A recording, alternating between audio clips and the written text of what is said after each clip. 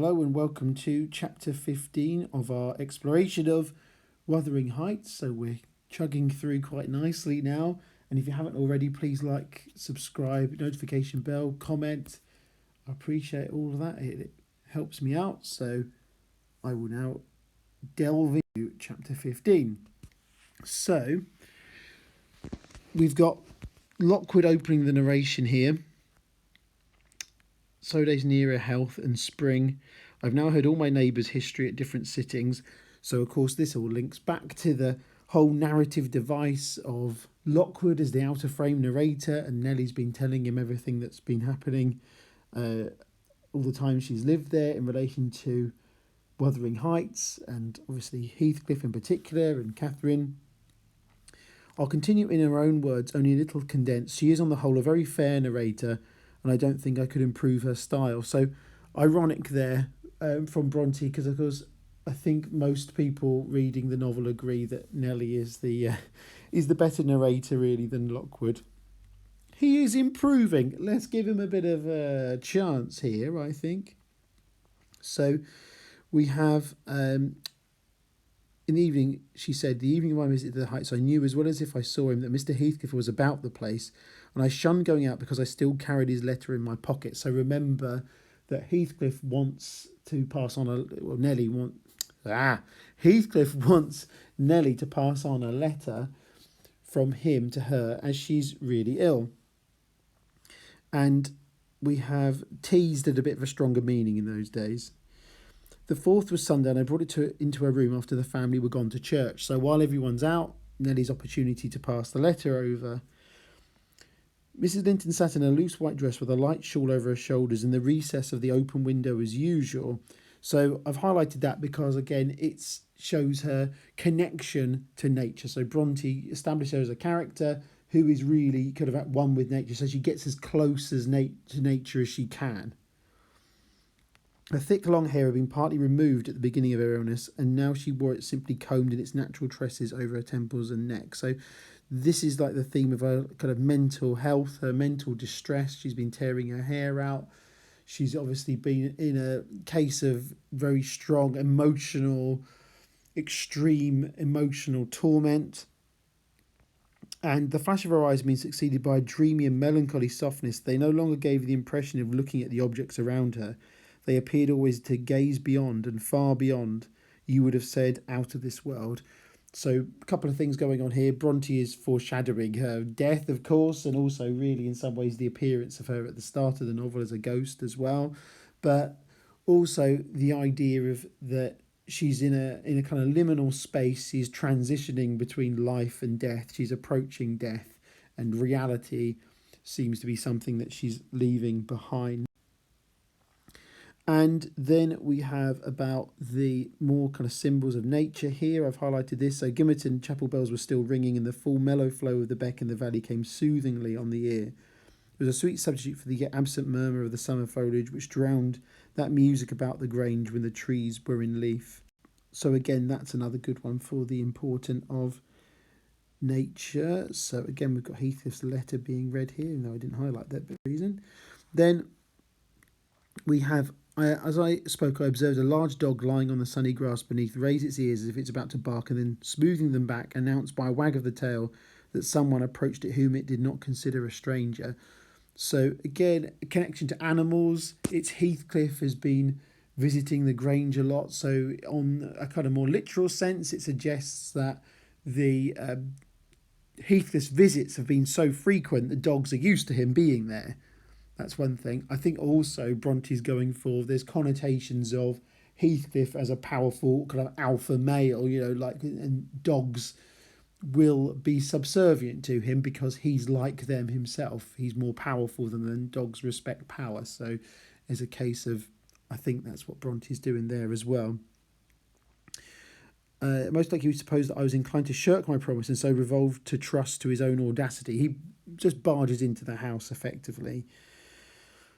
Then the same conviction had stricken him as me from the instant he beheld her, as in when he sees Catherine. There was no prospect of ultimate recovery there. She was fated, sure to die. So this is foreshadowing, or if you want a more exciting word, prolepsis. That's a more exciting word for foreshadowing. You can have that as well.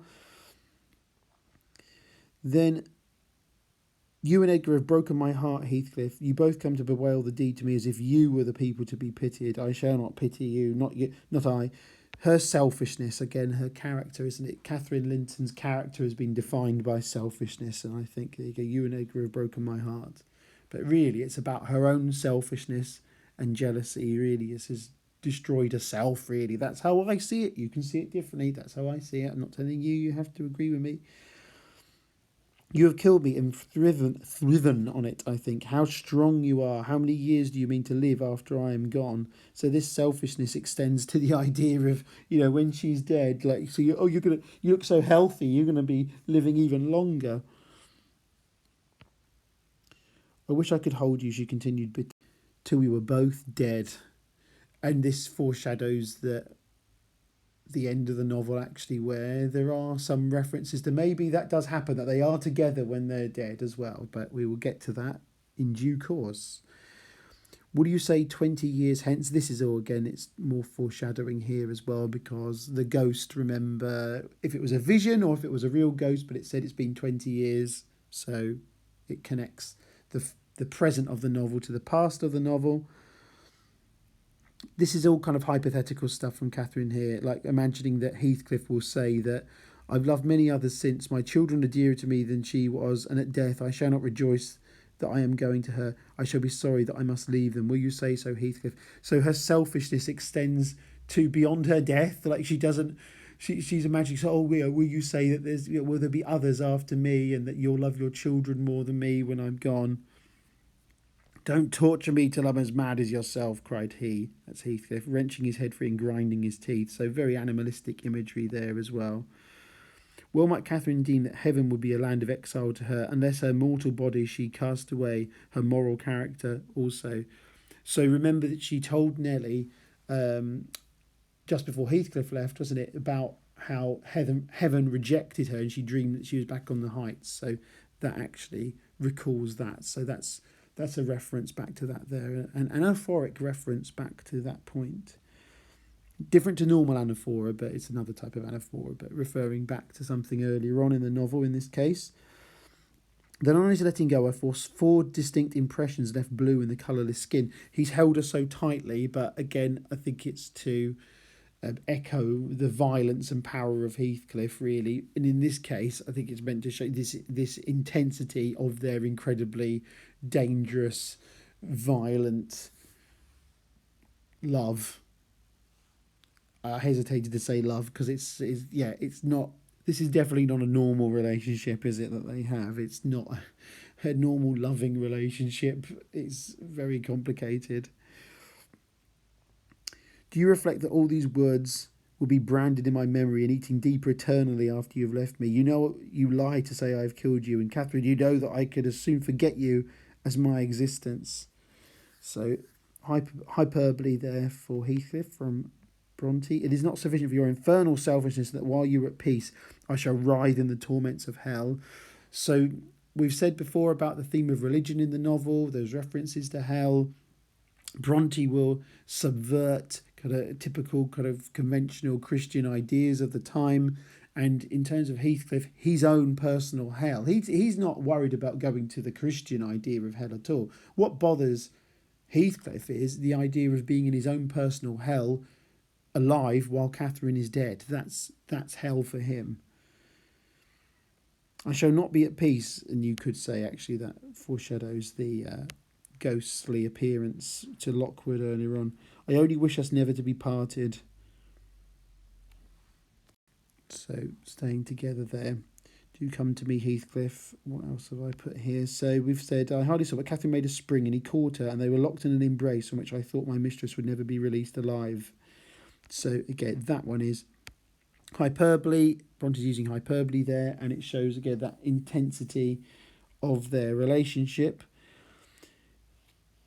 He flung himself into the nearest seat, and on my approaching hurriedly to ascertain if she had fainted, he gnashed at me. So that verb choice is very animalistic, isn't it? It's very much, you think of dogs, wolves, predatory animals. foamed like a mad dog, the simile there as well. And remember, we had right at the start of the chapter the idea of him being effectively like a kind of alpha male in the kind of dog world. You know, he's like leader of the pack. There's a sense of that there as well. I did not feel as if I were in the company of a creature of my own species. So again, more hyperbole there. But again, Bronte emphasising that animalistic passion that Heathcliff has here as Catherine is on the cusp of death, effectively. Because she is going to, spoiler alert, she is going to die in this chapter.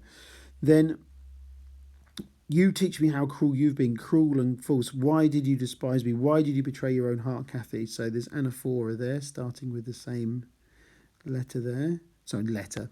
Starting with the same word there. So why? Not one word of comfort. You deserve this. You have killed yourself.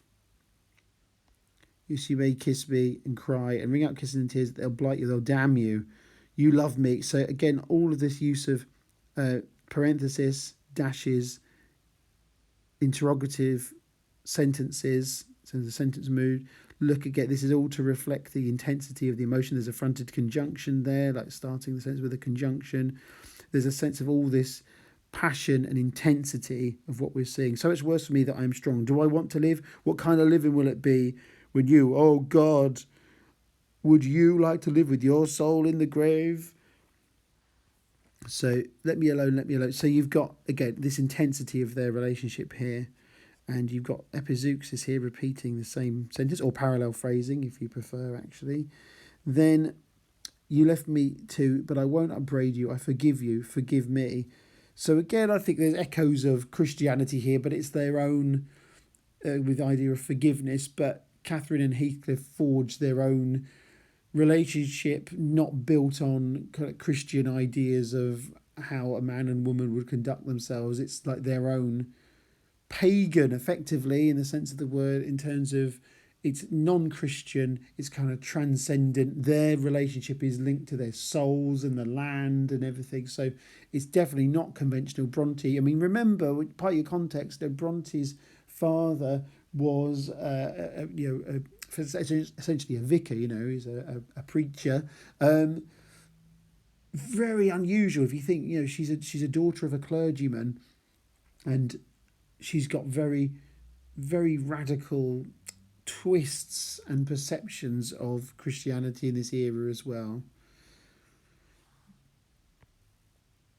Then we have, over the page, sorry, hesitated there, sorry. Then, oh, don't go, it is the last time. Edgar will not hurt us. Heathcliff, I shall die, I shall die. Damn the fool, there he is, cried Heathcliff, sinking back into his seat. Hush, my darling, hush, hush, Catherine, I'll stay. If he shot me so, I'd expire with a blessing in my lips. So Heathcliff is prepared to face the wrath of Edgar as he's returning from church. He's prepared to face his anger. And actually, I was hesitating then because I was thinking, yeah, of course, it's another interesting thing with religion, because Heathcliff and Catherine are in this close embrace. They're kind of declaring really their transcendent love for each other while everyone else is at church. It's interesting, isn't it? That is the most diabolical deed that you ever did. We are all done for, master, mistress, and servant.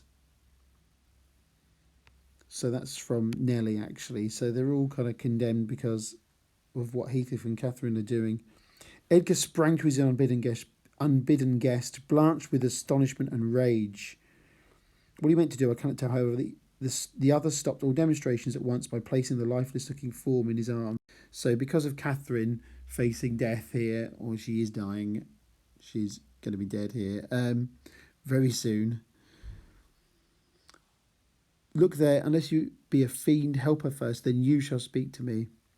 Walked into the parlour and sat down. So she's on the brink of death here, and actually, no, she doesn't die in this chapter. Technically, she dies in the next chapter, but she's on the way out. So I shall stay in the garden, and Nelly, mind you, keep your word tomorrow. I shall be under those larch trees. So Heathcliff is going to be waiting for news of Catherine, but he likes to be outside. Again, the different natures of Edgar Linton in the house. Obviously, he is the husband, the bedside. Catherine is actually pregnant, as we can see. You might see below you there. You can see some reference to that there as well. But I will stop there, and then, yeah, Catherine really will die. Chapter 16, she dies. Okay, so I made a slight little mix-up. I prepared both of these at the same time, is my defence. So, anyway, I hope you enjoyed that one. And the next one will be chapter 16, obviously. So please like, comment, subscribe. Look at the other videos. And thank you for listening. Have a good day or night, whatever you are doing. Goodbye.